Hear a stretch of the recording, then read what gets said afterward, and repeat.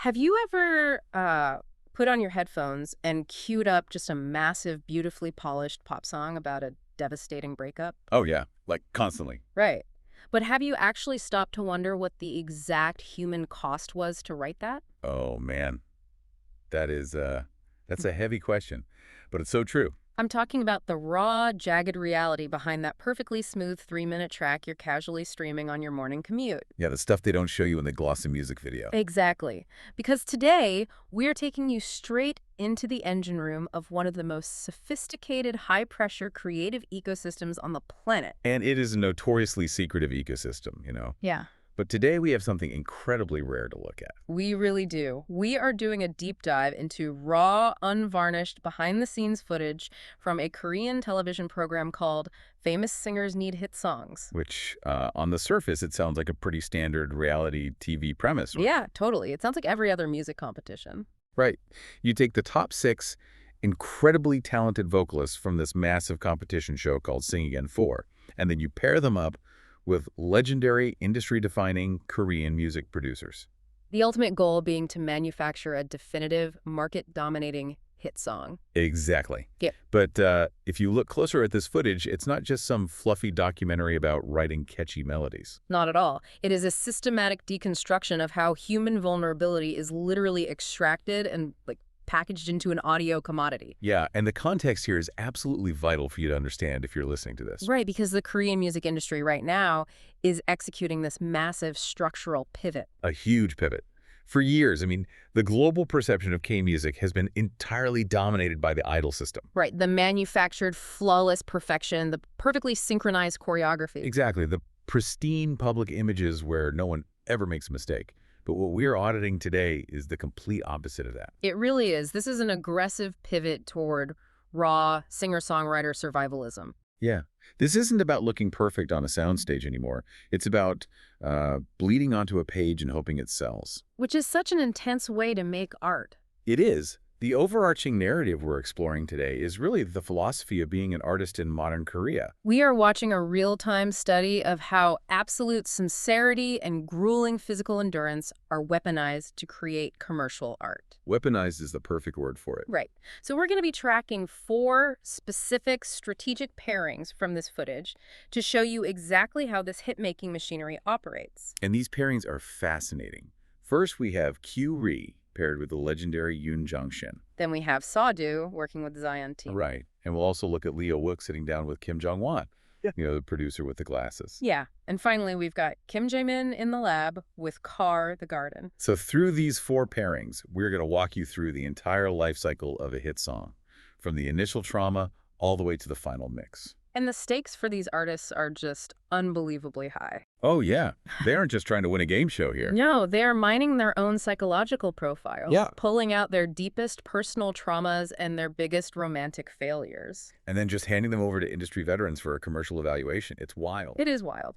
The fundamental purpose of this entire ecosystem and the focal point of our deep dive today is to show you how acute personal suffering is mathematically transformed. Transformed into broad, digestible public comfort. Exactly. Okay, so let's unpack that first stage. The emotional excavation. The hardest part, honestly. Right. To understand the architecture of vulnerability, we need to look closely at the pairing of Kyuri and Yoon Jong-shin. Oh, this scene. If you look at the footage, the visual contrast is almost jarring. It really is. You expect a music mentorship to happen in this, vibey, dimly lit, velvet-lined recording studio. Yeah, with mood lighting and cool couches. But where are they? They are sitting in what basically looks like a sterile, fluorescent-lit high school math classroom. It's so weird. It is a physical environment fundamentally designed for rigid academic instruction. And cold evaluation. There's absolutely no mood lighting to hide behind. None.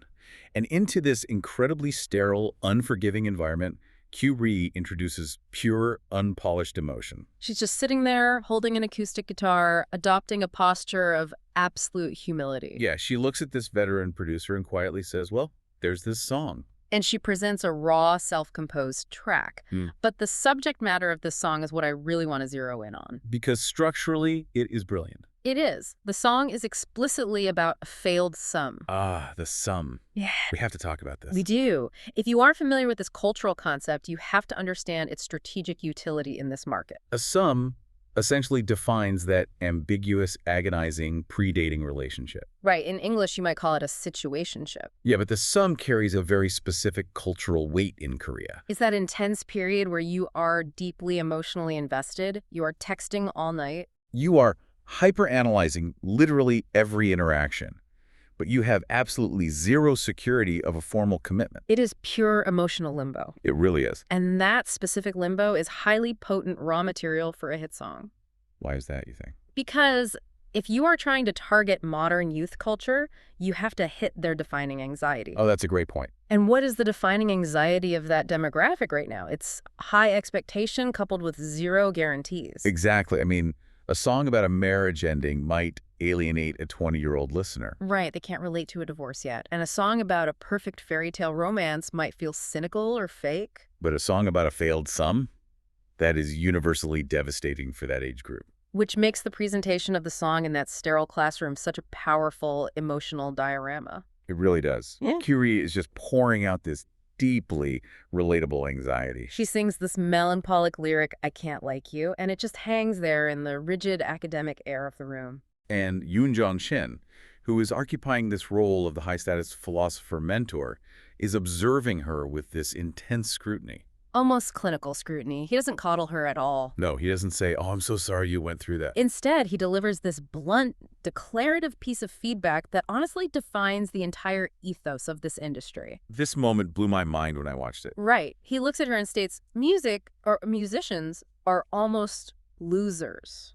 Wait, just imagine presenting your deepest heartbreak to your idol, and his first note is essentially, "You are a loser." It sounds so incredibly harsh. It does. It sounds mean. But you have to view this loser paradigm not as an insult, but as a strict architectural necessity for the product they are building. Okay, break that down for me. Think about how a pearl is actually made. People think of a pearl as this pristine, luxurious, flawless thing. Right, something beautiful and valuable. But biologically, a pearl does not form in a vacuum of perfection. Whoa, right. It is literally an oyster's desperate defense mechanism against a violently irritating grain of sand. Without the painful, constant internal irritation, there is no pearl. Exactly. That is such a perfect way to look at it. A hit song in this specific singer-songwriter genre operates on the exact same structural logic. The producer, Yoon Jong-shin, he knows he cannot build a resonant, soul-crushing acoustic ballad on a foundation of unyielding triumph. Right, you can't build it on absolute confidence. The market for this music isn't looking for a winner to brag to them. No, the market demands commiseration. The listener is queuing up this song on streaming platforms specifically to validate their own failures. Their failures in love, in their career, in their daily lives. So the artist must position themselves as the ultimate loser. They have to act as a sponge, absorbing the collective inadequacy of the audience and reflecting it back as a beautifully orchestrated melody. Yeah, so when he tells her musicians are losers, he isn't insulting her character. Not at all. He is instructing her to commodify her inadequacy. Wow. Instructing her to commodify it. That's deep. And this brings us to the most critical narrative beat in their entire interaction. Because once she accepts that premise, that her pain is her product, she opens up further. Yeah, the conversation transitions away from just the minor disappointment of a failed romance. Kyuri reveals something much heavier. She talks about being involved in a major car accident. And she describes this event as bringing a massive structural change to her life and her worldview. Now watch how this revelation completely shifts her identity within the context of that sterile classroom. It's a total shift. A moment ago, she was a student presenting a charming, sad song about dating. But the moment she reveals genuine, life-altering physical trauma, she is immediately reclassified by the producer. She is now a fully realized artist burdened with genuine trauma. The car accident provides the undeniable stakes required for profound artistic creation. Yes. In this ecosystem, that trauma becomes her ultimate artistic capital. It is the transformative force that validates her presence in that room with legend. And Yoon Jong-shin immediately shifts his posture. He validates this depth. He really does. He acknowledges her ambition and the diverse emotional talents that were literally born from this painful experience. There is such a fascinating tension here between what we are explicitly seeing on the screen and what we are deeply inferring about the system. Right, because explicitly, on the surface, we are watching a very supportive mentor session. It looks sweet. An older, wiser artist is encouraging a younger artist to draw from her life experiences to make good art. But inferred. Yes. If you look at the mechanics of the conversation, we are witnessing the uncompromising necessity of leveraging personal pain. Leveraging it to achieve market relatability, the industry requires the artist to bleed. Yeah, but, and this is the crucial distinction, it requires the blood to be drawn in very specific, structurally sound ways. Exactly. The trauma cannot be chaotic. Right, if an artist just screams into a microphone for an hour, that's authentic pain, but it's not a hit song. No, nobody is going to stream that. The pain must be harnessed, tuned, and arranged into a structurally flawless 4-minute track. Something that a listener can comfortably consume. That is the true alchemy of the hit song. The artist provides the raw, chaotic suffering. The producer provides the structural container that makes that suffering profitable. Okay, so that's the emotional excavation. That's the classroom. The tears, the raw trauma, the acoustic guitar. Right. But a crying artist in a room doesn't make a top 10 hit. No, it definitely doesn't. How does that raw emotion actually survive the incredibly unforgiving machinery of a recording studio? Well, that's where we transition to the meticulous craft of soul. Well, this is where it gets highly technical. Yes. To see this, we look at the pairing of Seodo and Zion.T. If you're watching the footage, Zion.T is instantly recognizable, right? He's wearing his signature red beanie. Yeah, presiding over the studio console like a captain. And the studio environment is a completely different beast than the classroom. Totally different. The studio is the crucible. It is the environment where all of that raw emotion we just talked about is suddenly subjected to terrifyingly rigorous technical standards. You really see this standard laid bare in a parallel studio segment with another artist, Kim Ji-min. Oh, right. Let's talk about that moment. He receives this incredibly blunt piece of artistic criticism from his producer. The producer listens to the track and just flatly says, the song might be good, but it's not fun. The song might be good, but it's not fun. That one sentence establishes the ultimate benchmark in modern hitmaking. I want you to really think about what that means. In this tier of the industry, technical proficiency is merely the entry fee. Yeah. A song being good, meaning it has perfect pitch, it's rhythmically flawless, the structural integrity of the verse-chorus is solid, that is simply expected. That is the baseline requirement just to walk into the building. Nobody is handing out awards for singing in key at this level. Exactly. The actual commodity being traded in this market is dynamic engagement. Yes, it is this elusive, almost unquantifiable quality of being fun. It is the ability of the track to absolutely command and retain a human being's attention in a vastly oversaturated auditory landscape. Because if the song isn't fun, if it doesn't have that invisible hook that makes your brain light up, all the trauma and perfect pitch in the world won't save it. And creating that dynamic engagement often requires a really sophisticated blending of musical influences. Which is where Seodo's journey in the studio gets fascinating. He exhibits absolute transparency with Zion regarding his past artistic failures. It really is. That transparency clears away the artist's ego and allows for surgical intervention by the producer. Right. If you walk into a session pretending you know everything, the producer can't help you. Totally. So Seodo opens up and he reveals his deep reverence for global artists, specifically citing Amy Winehouse. Yes. He mentions Amy Winehouse as a foundational influence for his vocal style. Now, as an analyst, how do you view that from a production standpoint? Oh, it's huge. Because bringing Amy Winehouse into a K-music studio feels like a massive architectural challenge. It is a massive challenge because you are attempting to anchor the distinct, incredibly raw, culturally specific sounds of global soul. And British jazz. Right, into the highly localized, structurally rigid Korean music market. It requires a hyper-delicate process of translation. You can't just copy-paste Amy Winehouse's vocal runs into a Korean pop track. Right. It will sound completely disjointed. The raw vocal stylings have to be mathematically adjusted to resonate with the rhythmic and melodic expectations of the Korean streaming public. The producer has to find the bridge between global soul and local palatability. And we actually get to observe the precise moment of execution and validation in the footage. Zion.T is sitting there listening to Seodo attempt this adjusted musical direction. And Zion.T's reaction is enthusiastic and immediate. He just lights up and says, "Seems cool." The broadcast even visually punctuates this moment of interpersonal validation. They throw this massive ear icon overlay onto the screen. Yes. It explicitly emphasizes to the viewer, pay attention, an auditory breakthrough just happened right here. You can almost feel the tension in the studio break in that moment. Zion.T has identified the exact frequency where Seodo's global soul influence successfully intersects with local market viability. But here is the brutal reality of the music industry. Uh-oh, here it comes. That breakthrough is not the end of the process. In fact, it's barely the beginning. Right. That seems cool moment is merely the establishment of the blueprint. The actual construction of the song from that blueprint is an exercise in brutal, exhausting repetition. This is the part that breaks people. Completely. The footage cuts to Seodo seated at the piano, and the subtitled text perfectly captures the mechanical reality of this phase. It just reads, making them one by one. Making them one by one. That phrase is the structural reality of the hit-making ecosystem. It really shatters that romanticized myth of the artist, doesn't it? Oh, completely. We like to imagine that hit songs are struck by lightning in a single moment of divine, drug-fueled inspiration at 3 a.m. Exactly. We want to believe the artist just closes their eyes, cries a single tear, and the song writes itself. But the reality shown here is that hit songs are forged through meticulous, mind-numbing repetition. The artist must play the chord progression, then adjust the voicing of the chord, then test the vocal run, Then fail. then repeat that exact same process hundreds and hundreds of times. This connects directly to the overarching systemic theme of this deep dive: endurance. The creative process in this environment is not a spiritual retreat.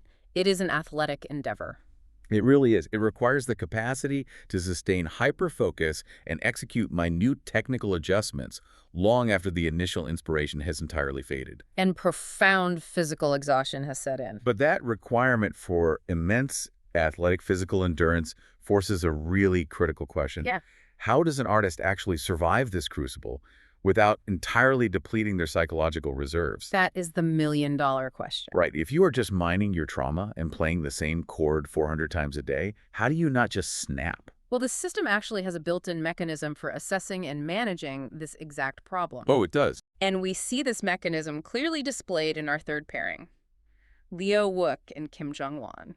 Yes, the visual data here shows a distinct, deliberate scene transition. We move completely out of the high-pressure, claustrophobic environment of the recording studio. And into the informal, noisy external environment of a Korean barbecue restaurant. They are sharing a meal. Specifically, they are grilling and eating meat together. Now, to a Western viewer, this just looks like a well-deserved dinner break. Sure, just grabbing some food after work. But in the Korean corporate and artistic ecosystem, this is the execution of Waesik strategy. Break that down for us. Why is eating meat so critical? Well, Waesik literally translates to a company dinner or dining together, but it carries massive cultural subtext. It is not merely a break for caloric intake. No, it is a mandatory vetting process. When you sit down to grill meat with someone in this context, you are evaluating their holistic compatibility. And their capacity for foundational trust. Exactly. You are seeing how they pour a drink, how they handle the conversation when the recording light is off. How they carry themselves when they are tired. It's a psychological audit disguised as dinner. Yes. And during this meal, the producer, Kim Jong-wan, explicitly states to Oh-wook that he expects to discover many more sides of him. As they get to know each other, right? The strategic goal of this dinner is not to find a musical soulmate. They already proved they were musically compatible back in the studio. Right, the music works. Here, over the grill, the producer is looking for a structurally sound psychological partner. Because the producer knows what is coming. They are trying to build a hit song. And if they succeed, that hit song is going to generate immense pressure. Brutal public scrutiny, vicious online comments. Completely unmanageable promotional schedules and massive sleep deprivation. The producer must ensure right now, over this plate of beef, that the artist's psychological infrastructure will not collapse. When subjected to the sheer weight of sudden commercial success, they need someone who won't crumble. And during this incredibly vulnerable vetting process, a profound professional axiom is delivered. Oh, this quote. It's a philosophy stated so simply, but it carries the weight of an entire career. The quote is, "Body for work, head for music." Body for work, head for music.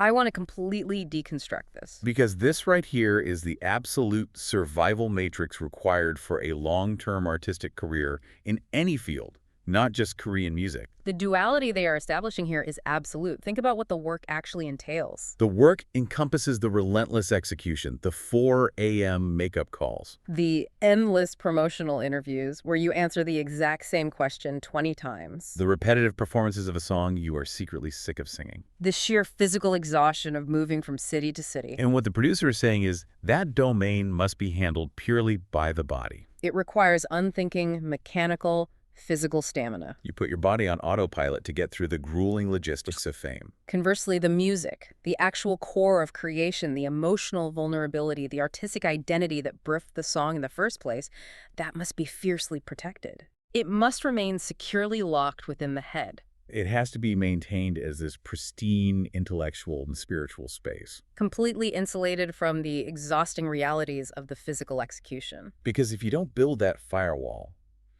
if the artist allows the exhaustion of the physical body to corrupt the pristine space of the head, The art immediately becomes cynical. the artist starts resenting the music, the audience can smell the inauthenticity, and the career simply terminates. This matrix separating the grueling physical labor from the delicate emotional core is essential for surviving. Surviving what Oh-wook nostalgically refers to in this scene as his chick days. Ah, the chick days. It's such an evocative term. In Korean, it's Bayong Ari Sejol.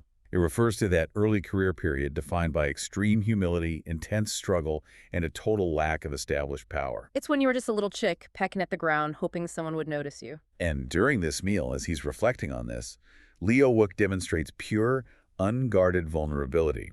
He looks at this legendary producer and states with total, unironic sincerity, I want to succeed with music. You almost wince at how nakedly ambitious that is. There's no cool detachment. There's no, I'm just doing this for the art, man. He is bridging the memory of his powerless, struggling chick days with his desperate, burning aspiration for future dominance. And the producer just observes this raw ambition and nods. It's this quiet signaling of a mutual understanding. The collaborative pact is formed not just on musical talent, but on a shared understanding of how badly the artist wants to survive. And that synthesis reveals the ultimate objective of this entire television program and, honestly, the Korean music industry itself. The goal is not simply fame. Fame is cheap. Fame is a highly volatile, short-term byproduct of a successful release.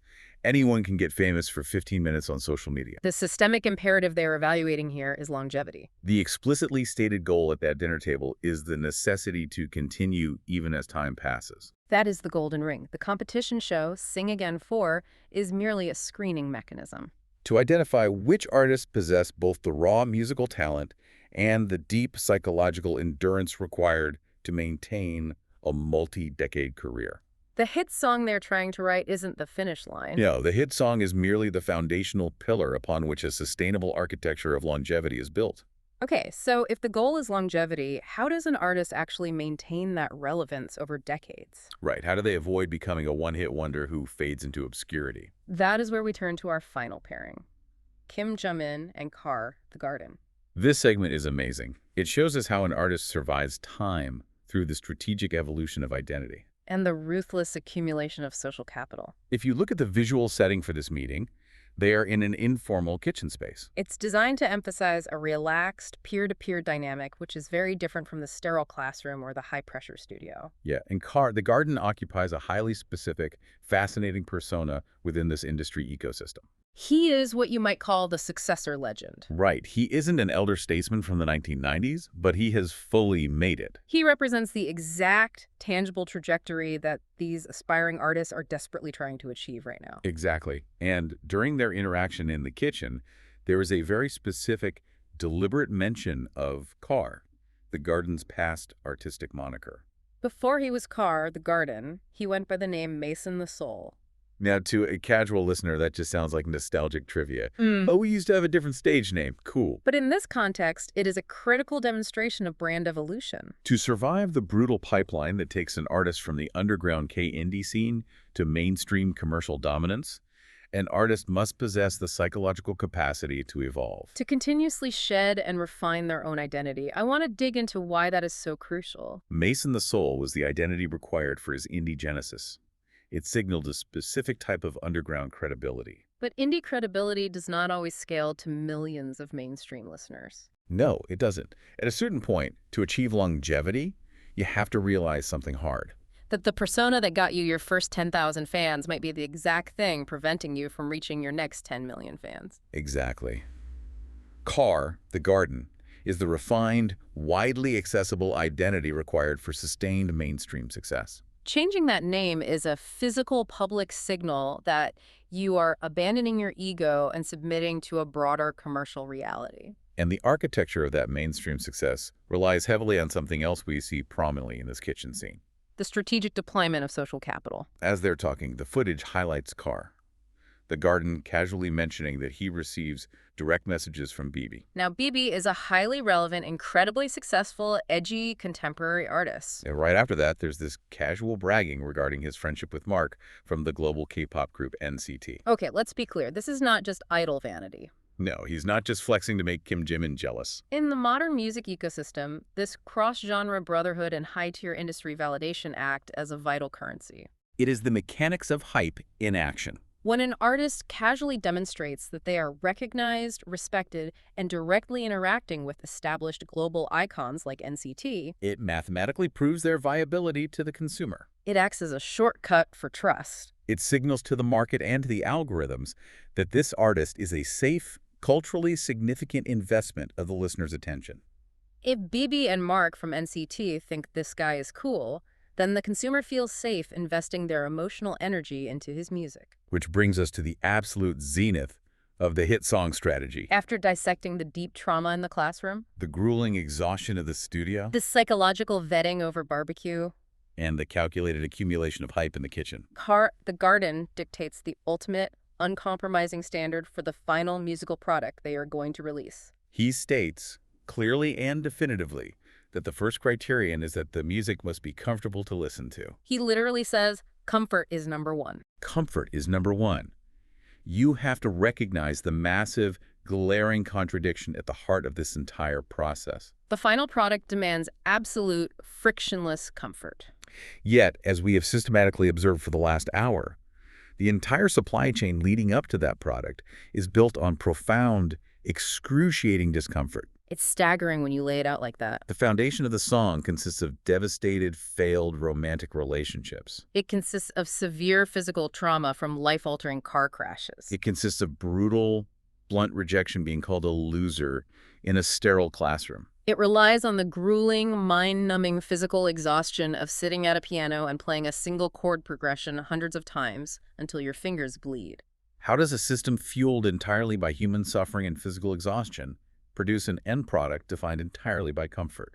That contradiction, that exact paradox, is the literal definition of industrial artistic alchemy. And it is the sole defining function of the hit producer. The producer's entire job is to take the raw, jagged, bleeding edges of the artist's lived experience.